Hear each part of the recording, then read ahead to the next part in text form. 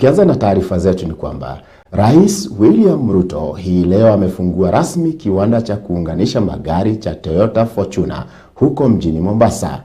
Hali kadhalika rais alianzisha huduma za meli za shupavu katika kaunti hiyo ya Mombasa. Rais Ruto yumo katika ziara ya siku 5 katika kaunti za Pwani ambapo anatarajiwa kuzuru kaunti za Lamu, Kilifi, Mombasa, Kwale na pia vile kaunti ya Tana River.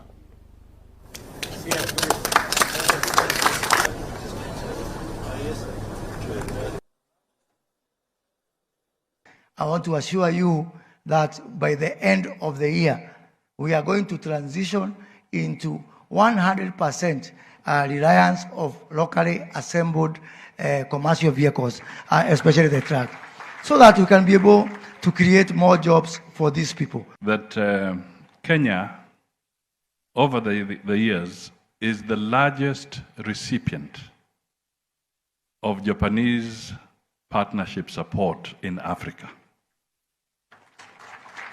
That is something that doesn't come out, but on a bilateral basis, Kenya is very close to the heart of the people of Japan.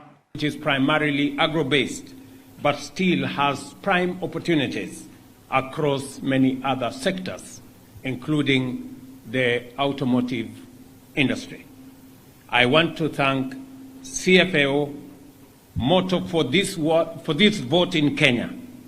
Your action underlining the value of investing in this economy and in this country, especially at a time when we need investments to create the opportunities that will help us transform and lift up millions of Kenyans, and that is a very commendable endeavor.